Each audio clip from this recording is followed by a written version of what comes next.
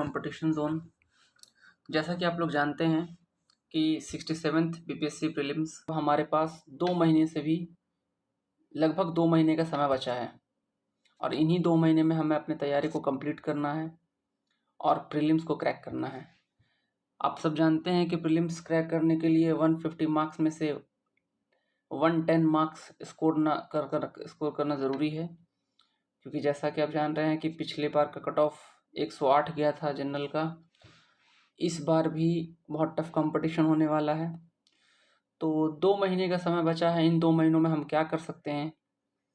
तो बहुत ज़्यादा तो पढ़ नहीं सकते हैं इन 2 महीनों में, तो हमें यही फोकस करना होगा कि हम कम से कम पढ़कर कैसे ज़्यादा से ज़्यादा मार्क्स स्कोर करें। तो आइए आज हम बात करते हैं कि क्या हमारी स्ट्रैटेजी रह सकती है 67th बीपीएससी प्रीलिम्स को लेकर। जैसा कि आप जानते हैं कि 67th बीपीएससी प्रीलिम्स में कुछ मेजर पोर्शंस आते हैं जो मैंने यहाँ पे आपके लिए लिखा है। हिस्ट्री आता है आपका 30 मार्क्स का, करंट अफेयर आता है 30 मार्क्स का, साइंस आपको 30 मार्क्स के आते हैं। उसके अलावा ज्योग्राफी के भी क्वेश्चन पूछे जाते हैं 10 से 15 मार्क्स के। पॉलिटी भी 10 से 15 मार्क्स का क्वेश्चन पूछ लिया जाता है। बिहार स्पेशल मिला जुलाकर 10 से 12 क्वेश्चन आते हैं। इकोनॉमिक्स भी 10 मार्क्स का पूछ लिया जाता है और 10 मैथ के क्वेश्चन होते हैं। तो इनमें सबसे ज़्यादा जो वेटेज होता है वो हिस्ट्री, करंट अफेयर और साइंस का है। तो हमें इन 2 महीनों में इन तीनों सेक्शन पे सबसे ज़्यादा फोकस करना होगा, हिस्ट्री, करंट अफेयर और साइंस पर। 30 मार्क्स में 90 मार्क्स में से हमें 80 मार्क्स या 80 प्लस मार्क्स स्कोर करने का हर हाल में कोशिश करना होगा, तभी जा कर के हमारा जो सिलेक्शन है वो प्रीलिम्स में जो सिलेक्शन है वो आसान हो सकता है। तो हिस्ट्री के लिए क्या किया है? सबसे पहले बात करते हैं हिस्ट्री का।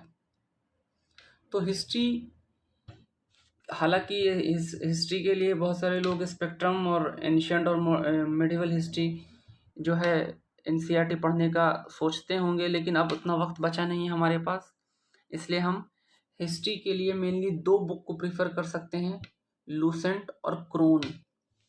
लूसेंट और क्रोन जो बुक है वो हर एग्ज़ाम के लिए बहुत ही फ़ायदेमंद है और इसमें अच्छा खासा आपको मटेरियल मिल जाता है।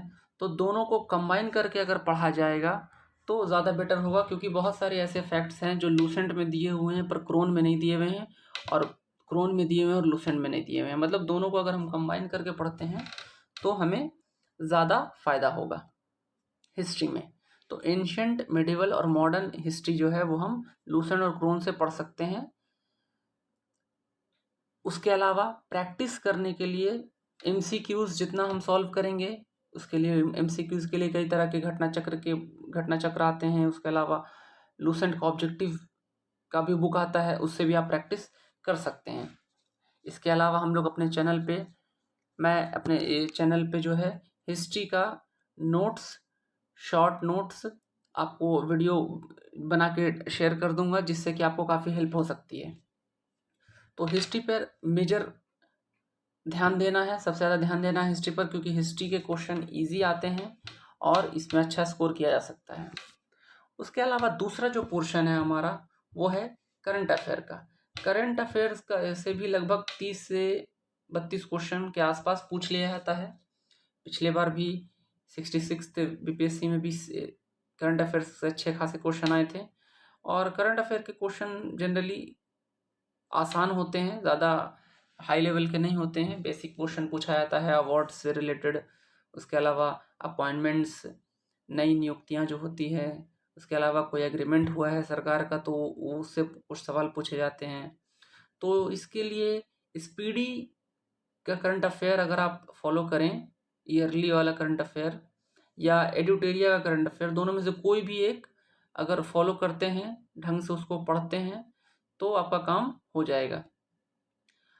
उसके अलावा एमसीक्यूज सॉल्व करते हैं अगर आप प्रैक्टिस करते हैं, स्पीडी में को पढ़ने के बाद अवार्ड्स वगैरह जो है स्पोर्ट्स और अवार्ड वगैरह पढ़ने के बाद, और जो मंथली रहता है उसको पढ़ने के बाद अगर आप प्रैक्टिस करेंगे क्वेश्चंस का, तो आपके लिए बहुत फ़ायदेमंद होगा। करंट अफेयर के लिए यही है कि जितना ज़्यादा से ज़्यादा क्वेश्चन आप सॉल्व कर लें, जितना ज़्यादा से ज़्यादा क्वेश्चन आपके आँखों के सामने से गुज़र जाएगा, एग्ज़ाम में उतनी ही आसानी होगी। तो मैं कोशिश करूँगा कि मैं करंट अफेयर का ऑडियो भी अपने चैनल पर डाल दूँ, ताकि आप ऑडियो के सहारे जो है रिवाइज़ कर सकें। पढ़ने के बाद जब कभी आपको मन हो, एयरफ़ोन डाल कर ऑडियो आप सुन सकते हैं। तीसरा जो मेजर पोर्शन है वो है साइंस का। साइंस की तैयारी थोड़ी-सी मुश्किल होती है, क्योंकि साइंस में थोड़ा-सा टेक्निकल क्वेश्चन, फिज़िक्स से रिलेटेड क्वेश्चन भी पूछ लिया जाता है, न्यूमेरिकल्स वगैरह। तो ओवरऑल अगर देखा जाए तो बायोलॉजी के क्वेश्चन आसान होते हैं। बायोलॉजी में फैक्चुअल क्वेश्चन पूछा जाता है। डिजीज़ और उससे जो रिलेटेड किस किस डिफिशिएंसी के कारण जो है डिजीज़ होते हैं। इसके अलावा आपको विटामिन से रिलेटेड फैक्ट पूछे जाते हैं। उसके अलावा फिज़िक्स में भी आपको यूनिट से कई सारे क्वेश्चन आते हैं, तो उसमें भी अच्छा खासा स्कोर किया जा सकता है, और अच्छा खासा स्कोर करना होगा, क्योंकि बिना साइंस को अवॉइड करके हम इस एग्ज़ाम में अच्छा मार्क्स ला पाना बहुत मुश्किल है। तो साइंस के लिए भी हम लूसेंट का जो बुक है वो बहुत बेहतर है। अगर लूसेंट में से साइंस पढ़ते हैं अगर, तो बहुत हद तक साइंस में अच्छा खासा हमें नॉलेज हो जाएगा, जिससे हम कि क्वेश्चन को सॉल्व कर पाएंगे। उसके अलावा रेलवे का एक बुक आता है साइंस का, उससे भी हम क्वेश्चंस की प्रैक्टिस कर सकते हैं। हालांकि एनसीईआरटी का भी सजेशन बहुत सारे लोग देते हैं, पर इतने कम समय में एनसीईआरटी को 6 से लेकर 10 तक के या 12 तक के एनसीईआरटी को कंप्लीट करना काफ़ी मुश्किल हो जाएगा। इसीलिए लूसेंट का जो बुक है वो साइंस के लिए काफ़ी अच्छा है, उसको प्रेफर कर सकते हैं। और जनरली फैक्चुअल क्वेश्चन पूछे जाते हैं, तो आप फैक्चुअल क्वेश्चन ज़्यादा डिटेल में ना जा करके फैक्चुअल क्वेश्चन पे ध्यान ज़्यादा दे सकते हैं। अब बात आती है ज्योग्राफी की। तो ज्योग्राफी में भी 10 से 15 क्वेश्चन पूछे जाते हैं। तो इसमें मेनली आपको फोकस करना है इंडियन ज्योग्राफी और वर्ल्ड ज्योग्राफी पे। बेसिक फिजिकल ज्योग्राफी, पहाड़ क्या है, पठार क्या है और सुनामी कैसे आता है, ये इस तरह के क्वेश्चन नहीं कम कम पूछे जाते हैं। फैक्ट बेस्ड क्वेश्चन ज़्यादा पूछे जाते हैं कि जैसे कहा पहाड़ का, किसी भी पहाड़ का लोकेशन पूछ लिया जाएगा, या लार्जेस्ट प्रोड्यूसर कौन है, कौन सा कंट्री लार्जेस्ट प्रोड्यूसर है, कौन सा स्टेट लार्जेस्ट प्रोड्यूसर है। तो इस तरह के जो क्वेश्चन हैं वो ज़्यादा पूछे जाते हैं, इन्हीं पे आपको फोकस करना है। और ज़्यादा नहीं है, इसमें 10 से 15 क्वेश्चन पूछ लिए जाते हैं, तो ये इजीली हो जाएगा। पिछले प्रीवियस ईयर के क्वेश्चन को देखकर अगर आप एनालाइज करके अगर आप इसका तैयारी करेंगे तो ज़्यादा बेहतर होगा। उसके अलावा पॉलिटी है, पॉलिटी से भी 10 से 15 क्वेश्चन पूछते हैं। पॉलिटी के लिए भी आपके पास सबसे जो इजी सॉल्यूशन है वो है लूसेंट का। आप लूसेंट को पढ़िए और लूसेंट का जो ऑब्जेक्टिव बुक है उसको सॉल्व कर लीजिए, एक एक चैप्टर वाइज करके। फंडामेंटल राइट को पढ़िए, उसको फंडामेंटल राइट को सॉल्व कर लीजिए, फंडामेंटल ड्यूटीज़ को सॉल्व कर लीजिए। तो जो मेजर पोर्शन है फंडामेंटल राइट्स, फंडामेंटल ड्यूटीज़, प्रेएम्बल, संविधान का स्रोत कौन कौन सा है, सोर्सेज ऑफ द कॉन्स्टिट्यूशन, इन सारे चैप्टर्स को अगर आप बेसिक कवर कर लेंगे, और Lok Sabha, Rajya Sabha, president, prime minister, Vidhan Parishad, ये सारे विधानसभा, ये सारे चैप्टर को अगर आप सॉल्व कर लेते हैं तो इजीली आप हो जाएगा। इसमें से 10 से 15 10 क्वेश्चन में से आप 7-8 क्वेश्चन इजीली कर लेंगे।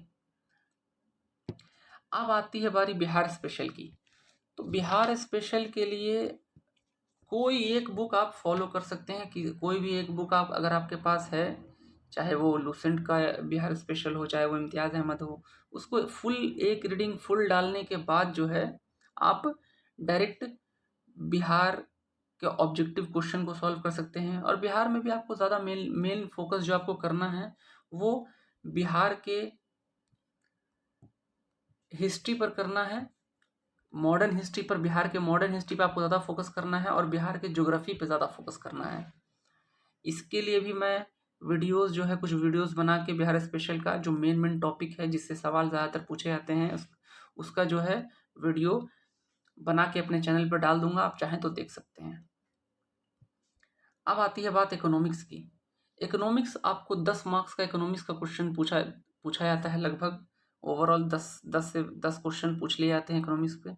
तो इकोनॉमिक्स भी आपको बेसिक इकोनॉमिक्स नहीं पढ़ना है, बेसिक इकोनॉमिक्स से क्वेश्चन नहीं आते हैं, बल्कि इकोनॉमिक्स जो है आपको मेनली सेंसस के आधार पर, जो जनगणना है उसके आधार पे, बजट, इकोनॉमिक सर्वे और उसके अलावा सरकार की जो कुछ इम्पोर्टेंट स्कीम बिहार सरकार की या केंद्र सरकार की जो इम्पोर्टेंट स्कीम्स चल रही हैं उनके आधार पे क्वेश्चन पूछा जाता है। तो इसके लिए आप बिहार बिहार बिहार सरकार का बजट और बिहार सरकार का इकोनॉमिक सर्वे, इसके अलावा जो सेंट्रल गवर्नमेंट और स्टेट गवर्नमेंट का जो कुछ इम्पोर्टेंट स्कीम हाल ही में आया है, ये जो न्यूज़ में है, उसको आप उसके बारे में आप पढ़ सकते हैं। उसके बारे में आपको ऑनलाइन भी आप सर्च कर सकते हैं, ठीक है। तो उससे हो जाएगा ओवरऑल। इसके लिए उतना बेसिक बुक एनसीईआरटी या और मेन डेप्थ में इकोनॉमिक्स के डेप्थ में जाने की ज़रूरत आपको नहीं है। तो उसके बाद जो लास्ट पोर्शन है वो है आपका मैथ का। मैथ के 10 क्वेश्चन लगभग पूछे जाते हैं, जो कि हर साल इसका मैथ का क्वेश्चन का ट्रेंड एक जैसा ही होता है। अगर आप पिछले प्रीवियस ईयर को उठा के देखेंगे तो आपको पता चलेगा कि किस आधार पे क्वेश्चन पूछे जाते हैं। और इसके लिए आपको अलग से मैथ की तैयारी करने की ज़रूरत नहीं है। अगर आपने पिछले साल के 5 से 6 साल के प्रीवियस ईयर क्वेश्चन को ही अगर अच्छे से देख लिया, सॉल्व कर लिया, तो आपके 10 क्वेश्चन में से 7-8 क्वेश्चन ईजिली सॉल्व हो जाएंगे। तो इस तरह से आप अपने तैयारी को आगे कीजिए।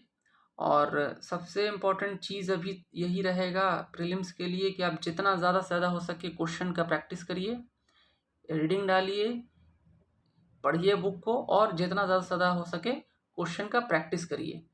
जितना ज़्यादा क्वेश्चन आपके आंखों के नज़रों के सामने से गुजरेगा, एग्ज़ाम में क्वेश्चन सॉल्व करने में आपको उतना ज़्यादा आसानी होगा।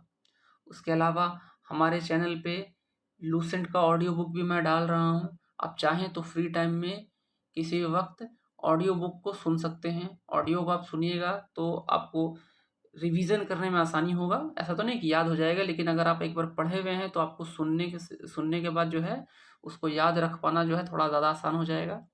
इसके अलावा हम लोग आगे हिस्ट्री और करंट अफेयर और साइंस पर वीडियोस लाएंगे, उसको भी आप फॉलो करिए, ठीक है। चैनल को अगर आपने सब्सक्राइब नहीं किया तो चैनल को सब्सक्राइब करिए और तैयारी करिए। पूरा जोर शोर लगाते हैं, 2 महीना बचा हुआ है और पूरी तरह से इसको कोशिश करते हैं, एग्ज़ाम को क्रैक करते हैं। बीपीएससी 67th में भी ये तैयारी, अगर आप 2 महीना जम के तैयारी करेंगे तो ये 67th में भी काम आएगा। इसके अलावा फिर सीडीपीओ का एग्ज़ाम है, उसमें भी काम आएगा। 68th का भी वैकेंसी बहुत जल्द आएगा, उसमें भी काम आएगा। तो मिलते हैं फिर आपसे अगले वीडियो में। धन्यवाद।